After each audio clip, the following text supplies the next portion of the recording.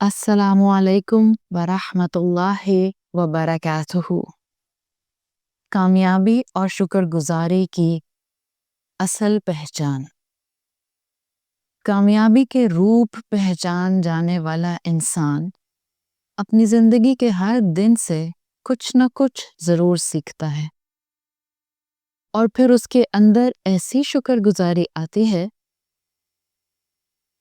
کہ وہ اپنی زندگی کے ہر لمحے کو اپریشیٹ کیے بغیر رہ نہیں سکتا، اس لیے کہ یہ وہ انسان پھر بن جاتا ہے جو ناکامی کو کبھی بھی کامیابی کا دشمن نہیں سمجھتا، بلکہ ہر پہلو سے سیکھتا جاتا ہے۔ ناکامی سے انسان ڈسکریج پھر نہیں ہوتا، اس کا حوصلہ نہیں ٹوٹتا۔ جب اس طرح ہمارے اندر شکر گزاری کا ایلیمنٹ آتا ہے تو ہم ہر ناکامی سے بھی انسپریشنز لیتے ہیں۔ ہاں، ڈیپینڈ انسان پر کرتا ہے اس نے کتنا اپنا یقین مضبوط رکھا ہوا ہے، کتنا رب پر توکل ہے۔ ایک مسلمان ہوتے ہوئے تو ہمارے لیے ہر ناکامی کے پہلو میں سے بھی کامیابی کی سیڑھی تلاش کرنا بہت آسان ہے، اس لیے کہ ہمارا بیلیف ہے کہ ہماری زندگیوں میں جو بھی ہوتا ہے اس میں ہمارے لیے خیر کا پہلو چھپا ہوتا ہے، بس ہمیں محنت کر کے ڈگ کر کے اس خیر تک پہنچنا ہوتا ہے۔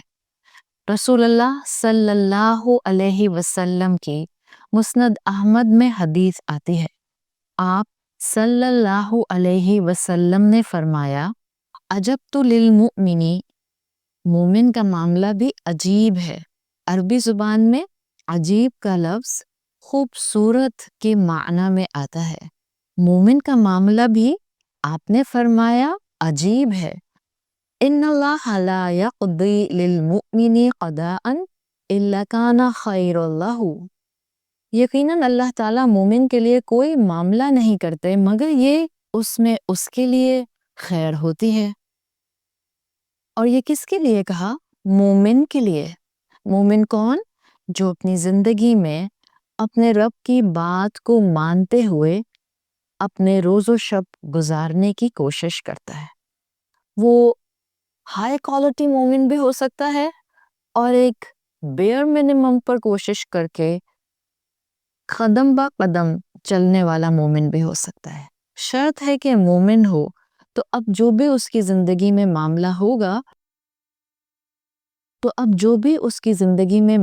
ہوگا اس سے وہ خیر کا پہلو ہمیشہ تلاش کر سکتا ہے، اس لیے کہ اللہ کے رسول صلی اللہ علیہ وسلم نے فرمایا، الا کان خیر اللہ، کچھ بھی اس کے ساتھ نہیں ہوتا سوائے اس کے کہ اس میں اس کے لیے خیر ہو۔ اسی لیے تو اللہ کے رسول صلی اللہ علیہ وسلم نے ہمیں ہر حال میں الحمدللہ کہنے کی تلقین کی ہے۔ الحمدللہ علی کل حال، الحمدللہ تتم الصالحات۔ انسان کی زبان پر ہر لمحہ، چاہے وہ خوش تھا یا اس کے لیے مشکل لمحہ تھا، اس کی زبان پر الحمدللہ کا ورد جاری رہے۔ یہ مائنڈ سیٹ ہمارا اسلام اس لیے بنانا چاہتا ہے تاکہ زندگی کے مشکل لمحات میں بھی ہمیں دوبارہ سے کھڑے ہو جانے کی ہمت مل جائے، محنت کرنے کا ارادہ بن جائے، اور زندگی کو ہر دن ایک نئی انرجی کے ساتھ ہم شروع کر سکیں۔ اس کیفیت سے صبح کرنے والے اپنی زندگی میں موجود ہر نعمت کو اپریشیٹ کر سکتے ہیں اور اپنے ہر دن کو بہتر بنانے کی طرف قدم اٹھا سکتے ہیں۔ سوال یہ کبھی ذہن میں ٹکراتا ضرور ہے کہ آخر مشکل ہماری زندگی میں آتی ہی کیوں ہے؟ انپلیزنٹ واقعات کو فیس ہی کیوں کرنا پڑتا ہے؟ ہمیں کانسٹنٹلی پریشان کرنے والے لوگ ہماری زندگیوں میں شامل ہی کیوں ہوتے ہیں؟ آپ کے سوال کا جواب بہت کمپریہنسولی قرآن اور رسول اللہ صلی اللہ علیہ وسلم کی احادیث دیتی ہیں۔ سورۃ محمد کی آیت نمبر 31 میں اللہ تعالیٰ فرماتے ہیں، وَلَنَبْلُوَنَّكُمْ حَتَّى نَعْلَمَ الْمُجَاهِدِينَ مِنْكُمْ وَالصَّابِرِينَ،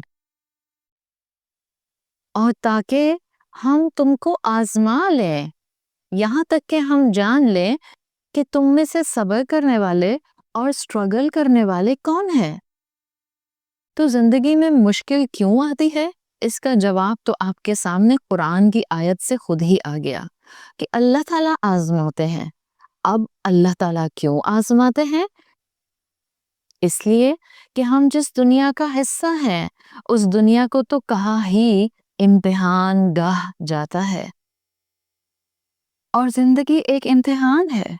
جیسے کسی نے کہا ہے نا، استاد تو سبق دے کر امتحان لیتا ہے، جبکہ زندگی کا معاملہ الٹ ہے، زندگی امتحان لے کر سبق دیتی ہے۔ تو یہ جو مختلف حالات آ رہے ہوتے ہیں، یہ زندگی میں ہمیں مختلف سبق دینے کے لیے حالات آ رہے ہوتے ہیں۔ تو مشکلات اور مشکل انسان زندگی میں جو آتے ہیں، اصل میں وہ ہمارا امتحان ہوتے ہیں، اور ان کے پیچھے اللہ کی بہت سی حکمت موجود ہوتی ہے۔ ہاں، یہ حکمتیں ہمیں ہر مرتبہ سمجھ نہیں آتے، اس لیے ہمیں مومن بنتے ہوئے اپنا پورا ٹرسٹ اپنے رب پر رکھنا ہوتا ہے۔ جیسے مثال کے طور پر ایک کہانی آتی ہے، اور کہانی ہمیشہ ہمیں بہت کچھ سکھا جاتی ہے۔ ایک کاروبار کرنے والا شخص تھا جو کہ پہاڑوں سے کاٹ فش پکڑ کر لاتا تھا اور پھر میدانی علاقوں میں اس کو بیچ دیا کرتا تھا۔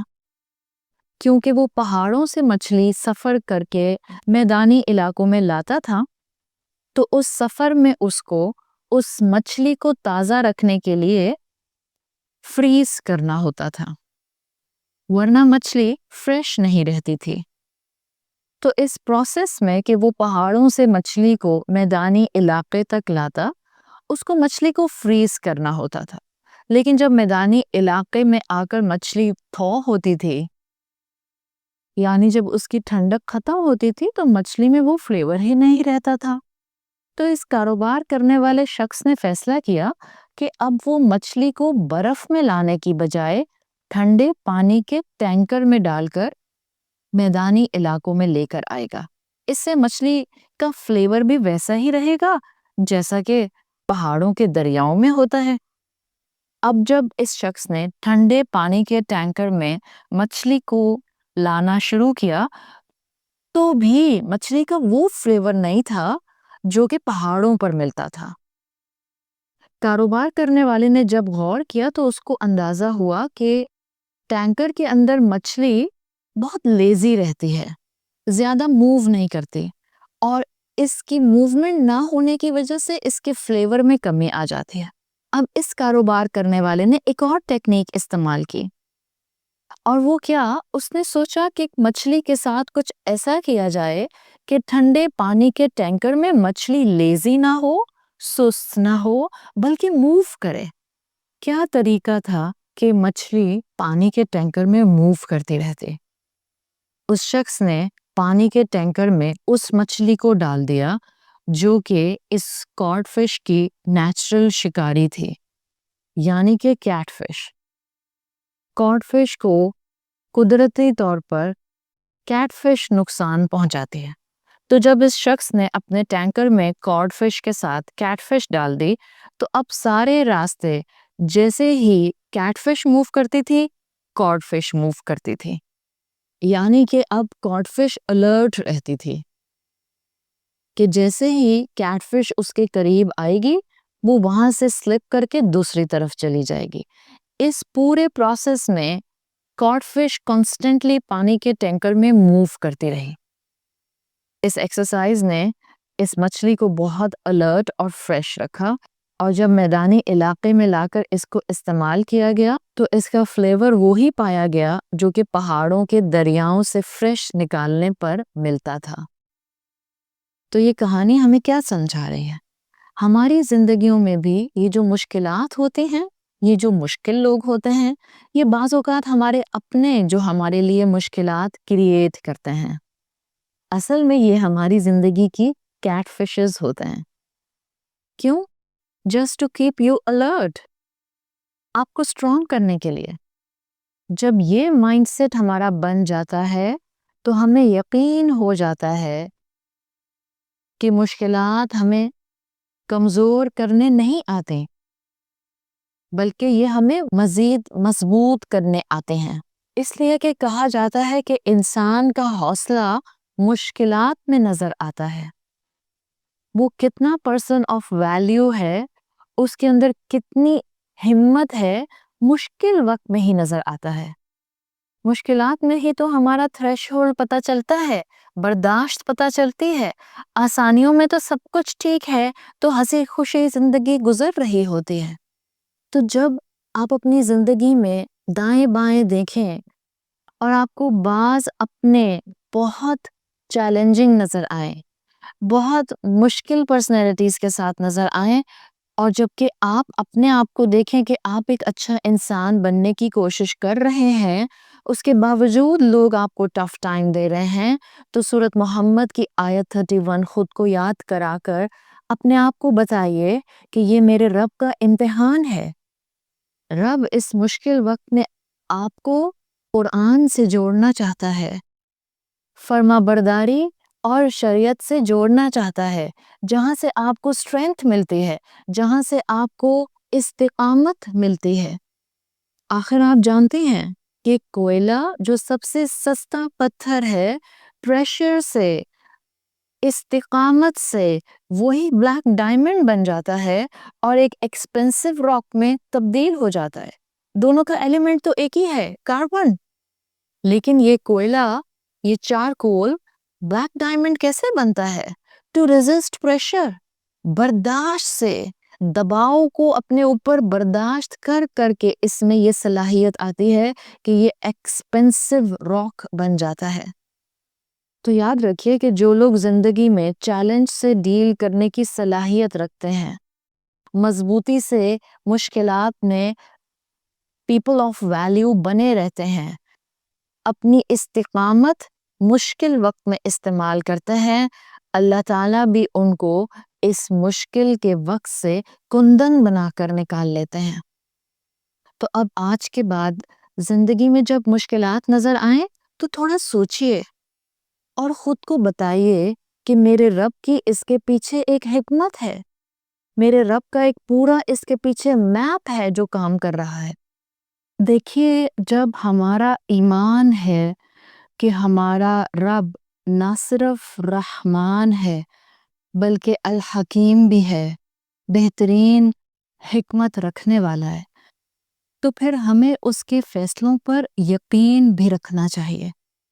اور ایز لانگ ایز بندہ اپنے رب کے ساتھ اس کی فرما برداری کی کوشش میں جڑا ہوا ہے اور پھر مشکل آتی ہے، تو ہمیں اپنی زندگی میں جلد بازی سے نہیں بلکہ رب پر امید اور توکل رکھتے ہوئے ڈیسیژنز لینے چاہیے، اس لیے کہ ہمارا ایمان ہے کہ اللہ تعالیٰ ہماری ہر کیفیت سے واقف ہیں، ہماری خوشی سے واقف ہیں، ہمارے غم سے واقف ہیں، ہماری پریشانیوں سے واقف ہیں، ہمارے ان ریلیشن شپس سے واقف ہیں جو ہمیں بودر کر رہے ہوتے ہیں۔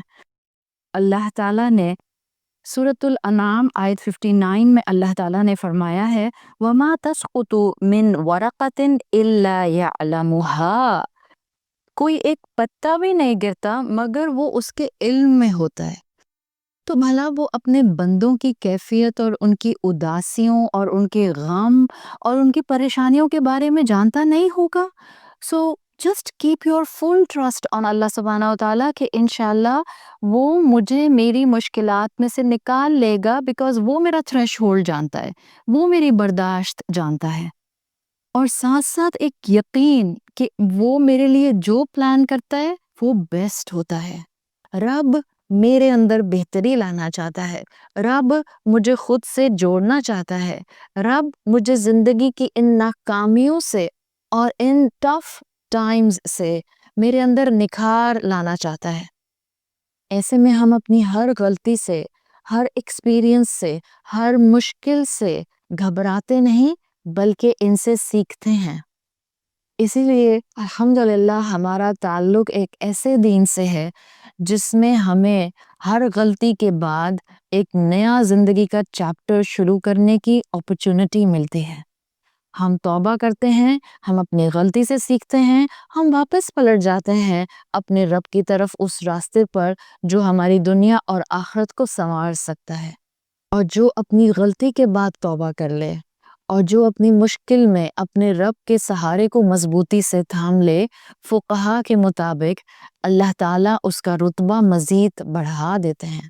جبھی تو انسانیت میں انبیاء اور رسول بہترین انسان تھے، اس لیے کہ ان کے امتحان زندگی کے سخت تھے، ان کو زیادہ برداشت کرنا پڑا، لیکن کیونکہ انہوں نے ان مشکلات میں ثابت قدمی اختیار کی تو اللہ ان سے راضی ہوا۔ جو اللہ سے راضی رہتا ہے اللہ اس سے راضی رہتا ہے، اور جو اللہ سے راضی رہتا ہے وہی اللہ کا ہر حال میں شکر ادا کرتا ہے۔ لہٰذا زندگی کی مشکلات میں گھبرایا نہیں کیجیے، بلکہ اس میں بھی اپنے لیے نئے حکمت کے پہلو، نئی ٹیکنیکس، نئی انداز، نئی فرما برداریاں رب کی تلاش کرنے کی مکمل کوشش کیا کیجیے۔